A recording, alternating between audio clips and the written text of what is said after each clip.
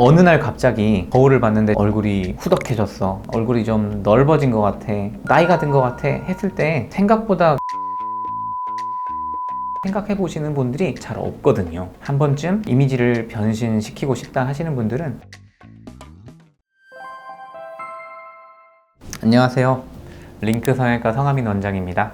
오늘은 얼굴 하안면부가 좀 넓어 보인다는 생각이 드시는 경우가 가끔씩 있으실 거예요. 특히 거울을 봤을 때 왜 이렇게 많이 나이가 들었지? 하는 생각이 들 때 보면 귀 밑 턱 부위가 좀 넓어진 것 같다 하는 생각이 드실 때가 많이 있을 텐데, 그 원인에 대해서 한번 치료법과 함께 알아보도록 하겠습니다. 일단 뼈의 구조적인 문제가 있을 수 있는데, 이제 그런 거는 이제 뼈 수술을 해서 해결을 해야 되는 부분이니까는 일단은 오늘의 주제에서는 제외하기로 하고 간단한 시술로 해결을 할 수 있는 부분에 대해서 좀 알아보도록 할게요. 사각턱 부위, 귀 밑부위 이쪽이 좀 넓거나 커져 있는 경우에는 갸름한 얼굴이 아니라 약간 좀 각이진 얼굴 형태를 나타내게 되는데, 그러면 좀 얼굴이 둔해 보이거나 아니면 좀 인상이 싸나워 보이거나 얼굴이 커 보이는 인상을 줄 수 있어서 우리나라에선 좀 선호하는 얼굴형이 아니게 되죠. 그런 경우에는 간단하게는 보톡스를 사용해서 어느 정도 해결을 해볼 수가 있을 것 같아요. 물론 뼈가 많이 튀어나와 있는 경우도 있어요. 근데 뼈만 튀어나와 있는 경우보다는 결국은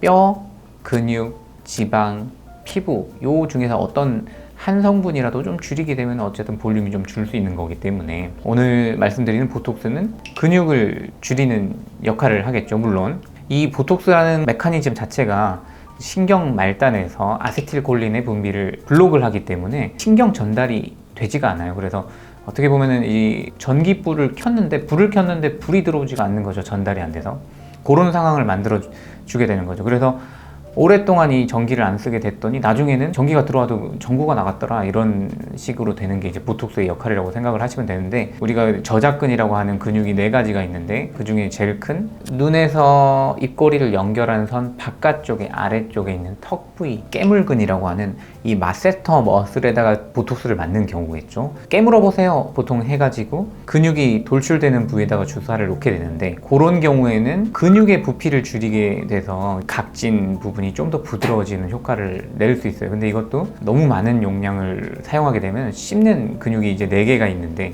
그 중에 제일 힘이 센 게 이제 이 깨물근이 가장 큰 역할을 한단 말이죠. 근데 이 근육이 운동을 안 하게 되면은 이제 씹는 게 좀 힘들어질 수 있겠죠. 너무 많은 용량을 주입했을 경우에는 라면 씹는 것도 힘들다 하시는 분들도 있을 정도로 너무 과용량을 사용하는 거는 좋지 않고, 그렇다고 너무 작은 용량을 사용하게 되면은 몸 안에서 항체가 생겨서 내성을 일으키는 경우도 있어요. 그래서 보톡스를 맞을 때는 항상 적정 용량을 맞으시는 게 좋겠고, 사각턱 보톡스를 맞은 다음에도 많이 줄어드는 것 같지가 않아요 했을 때는 어디 부분이 내가 튀어나와 있는지를 보실 필요가 있어요. 깨물었을 때 튀어나오는 곳 보다 뒤쪽, 귀를 둘러싼 귀의 밑에 쪽 부분이나 앞뒤 부분에 있는 이 부분이 튀어나와 있다면 앞쪽에서 이제 사각턱 부위가 줄어든다고 해도 뒤쪽이 튀어나와 있는 경우에는 또 얼굴이 그대로 커 보이는 경우가 많이 있거든요. 그런 경우에는 이제 침샘 보톡스를 맞아야 되는 경우에 해당되는 거라고 생각을 하시면 되겠어요. 이것도 마찬가지로 보톡스가 부교감 신경을 조절하는 아세틸콜린을 또 블록을 해주기 때문에 침샘이 분비가 되는 것 자체를 막아줄 수가 있어요. 침샘도 이제 3가지 종류가 있어요. 귀 밑에 있는 귀밑샘, 그 다음에 턱 밑샘, 그리고 혀 밑샘, 이렇게 3가지의 침샘이 있는데, 귀 밑샘 같은 경우에는 귀 주위를 둘러싸고 있는 침샘인데, 요거를 이제 보톡스를 맞게 되면은 침샘 사이즈가 줄 수가 있겠죠. 물론 작용이 침샘 사이즈가 주는 거라고 봤을 때 그거에 대한 부작용으로는 침이 좀 덜 나오겠죠. 침이 덜 나오면 좀 입이 마른다든지, 침이 좀 덜 나오면 입냄새가 조금 더 나는 경우도 있어요. 그러나 어쨌든 다른 침샘들이 있기 때문에 기능적인 문제는 큰 영향을 미치지 않는다고 생각을 하시면 될 것 같아요.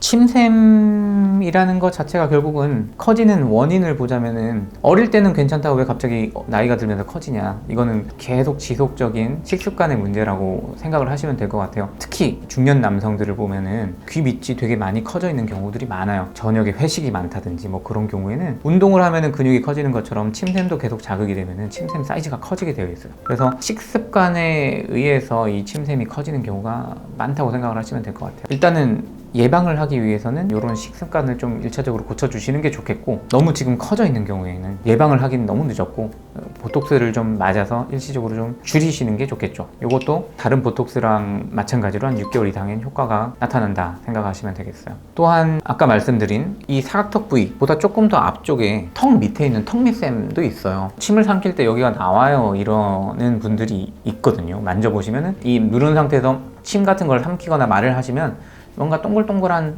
이 메추리알 만한 사이즈의 침샘이 만져져요. 이게 마르신 분들 같은 경우에는 침샘이 비대되어 있는 경우에 이게 도드라져 보이는 경우가 많이 있기 때문에 이런 데도 좀 보톡스를 맞아볼 수 있다고 생각을 하시면 될 것 같아요. 보톡스에는 톡신 성분이 있는가 하면 그걸 연결시켜주고 있는 단백질 성분이 존재하게 되는데, 그 단백질에 대한 상체가 생기는 경우가 있어요. 그래서 이제 내성이 발생하는 경우가 왕왕 있어요. 특히 요즘에 보톡스를 워낙 많이 만지시기 때문에 이런 보톡스의 내성을 좀 예방을 하고 싶어 한다면 정제된 성분을 가진 보톡스를 맞아보시는 게 좋겠죠. 이게 조금 더 다른 보톡스에 비해서 고가입니다. 이게 특히 제오민이라고 하는 외국 제품이 있는데 요거는 굉장히 고가이고, 국산에서도 메디톡스에서 나오는 코어톡스라는 제품이 또 있어요. 요 두 가지 제품이 그래도 좀 내성을 낮춘다고 되어는 있습니다. 그리고 보톡스가 굉장히 여러 군데에 사용이 되고 다양한 효과를 나타내기 때문에 우리가 한 번 맞고 끝나는 게 아니고, 요즘에는 이제 또 평균 연령이 워낙 길어지다 보니까 보톡스를 맞는 기간이 굉장히 늘어나고 있기 때문에 되도록이면 내성이 안 생기도록 잘 관리를 하시는 게 좋겠습니다.